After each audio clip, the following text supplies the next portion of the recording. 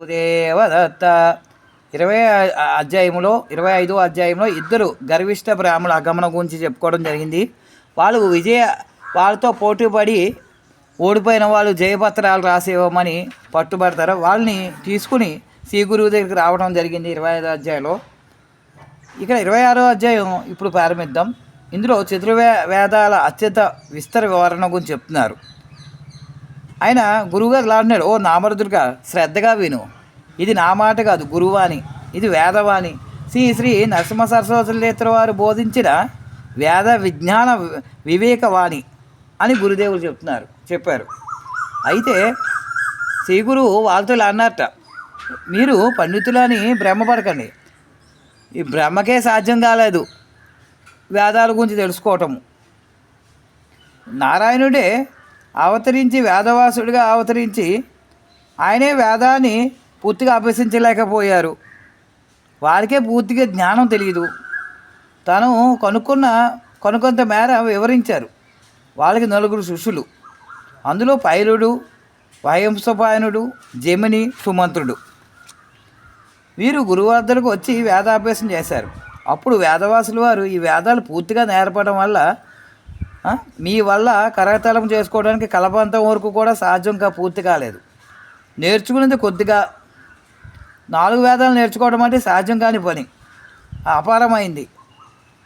నేను అది అంతాలను చెప్తాను, ఏకచిత్తులై వినండి. పూర్వము భరతరాజుడు అనే ఒక మహా ఋషుడు ఉండేవాడు.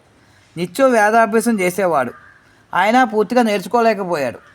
అప్పుడు బ్రహ్మదేవుడు కోసం తపస్సు చేస్తే బ్రహ్మదేవుడు ప్రత్యక్షమయ్యాడు. ఏం వరం కావాలో కోరుకోమన్నాడు. అప్పుడు ఈ మహర్షి, బ్రహ్మదేవుడా, నువ్వు నాకు ప్రత్యక్షమవడమే పెద్ద వరము, దాని మించి ఏముంటుంది, అయినా మీరు అడిగారు కాబట్టి చెప్తున్నాను. నేను వేదాలు నేర్చుకోవాలనుకున్నాను, ఆ వేదం ఎంతవరకు నేర్చుకోవాలి అని అడిగారు. దానికి నేను 100 ఏళ్ళు శ్రమించాను, నా కోరికగానే మిగిలిపోయింది, ఆ కోరిక తీస్తే చాలు సరుముఖ అని వేడుకున్నాడు బ్రహ్మని. అప్పుడు అటువంటిది ఎలా నేర్చుకోగలవు, మాకు సైతం వేదం అగోచరమే, నేను వాటినే చూపించగలను చూడు అని ఏకచిత్తంతో అభ్యసించి 3 వేదాల రాసులు చూపించాట. ఆ వేదాల రాసులు ఒక్కసారిగా సూర్యుడి కాంతి కన్నా మెలమెల మెరిసిపోతున్నాయట.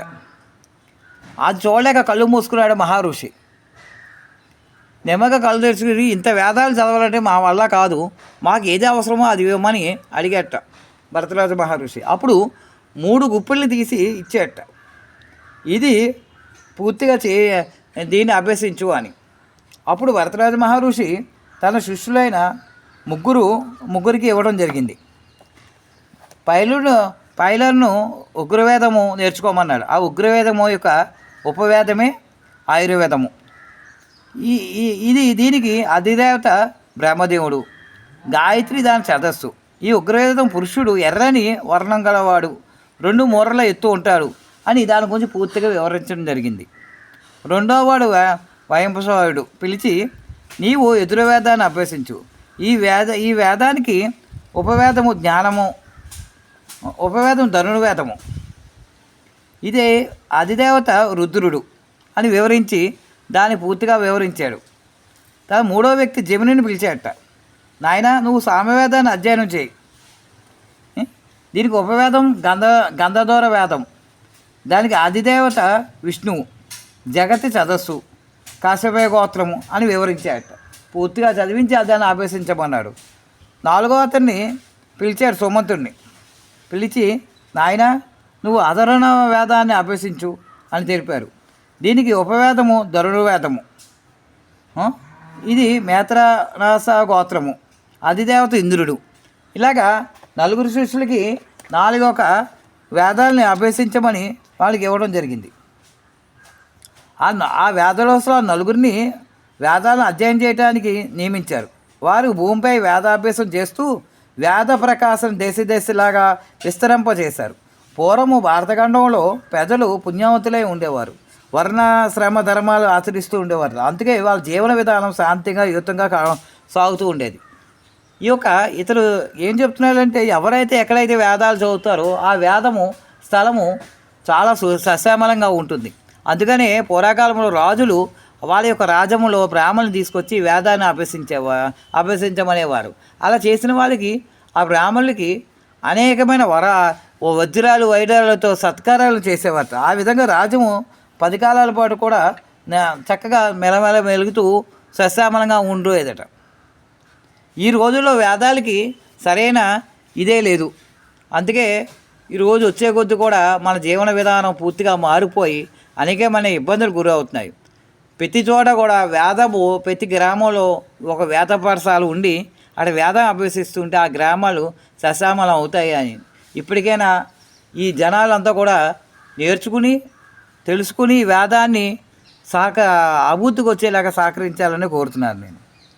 ఇలాగా చేస్తూ ఉన్నప్పుడు గురువుగారు వాళ్ళతో అన్నట్ట, ఈయనల ముందు వేదాలను దొరికించే వేద పండితులు బెంబరాక్షులు అవుతారు. ఆ విషయం మీకు తెలుసో తెలీదో. వేదాలను చదివిన వారు వికాసపరులు, ప్రాపకం కోసం చెప్పిన పనిలా చేసే దుస్థితి ఉండదని మీకు తెలుసో తెలీదో.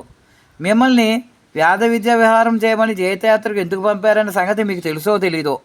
మీకు జయపత్రాలు రాసి ఇచ్చిన వాళ్ళని మిమ్మల్ని కాక మీకున్న మది మావాలని భయపడి మాత్రమే లిఖితపూర్వకంగా ఓటమిని అంగీకరిస్తూ పత్రాలు రాసిచ్చారు. సంగతి మీకు తెలుసో తెలీదో. ముందు అని తెలుసుకుని రండి. వాదమో చర్చో ఓటమో గెలుపో అప్పుడు చూసుకుందాం. విధాలుగా నచ్చ చెప్పారు శ్రీ గురువు. కానీ ఆ పండితులు గురువు యొక్క మాటలను ఏమాత్రము అర్థం చేసుకోకుండా మీరు ఓటమి అంగీకరిస్తూ మాకు జయపత్రం రాసిస్తారా లేదా అని అంగీకరించండి అంటూ మూర్ఖంగా మొంటూ అప్పుడు స్వామి నిజం చేయడానికి నడుము కట్టారు ఆ పండితులు. 26వ అధ్యాయం సంపూర్ణం. చూసారా, ఇక్కడ నాకు తెలుసు అని అహంకారాన్ని చంపుకుంటే గురువు మనకి దర్శనమిస్తాడు. ఎవరు కూడా పూర్తిగా జ్ఞానవంతుడు కాదండి. మానవ జన్మ ఎత్తాక ఏదో ఒకటి అభ్యసిస్తూనే ఉండాలి. ఇదే నాకు తెలుసు అని ఎప్పుడు అనుకోకూడదు. నాకు తెలుసు అనుకుంటే అక్కడితో అంతమైపోతుంది. నేను ఇంకా తెలుసుకోవాలంటే నీ జీవితం ఇంకా ప్రారంభం అవుతుంది. కాబట్టి అహంకారాన్ని విడి మనం ఎప్పుడూ కూడా ఒక విద్యార్థిలా ఉంటూ అన్నీ తెలుసుకోవడానికి ప్రయత్నం చేయాలి. 26వ అధ్యాయం సమాప్తం. జయ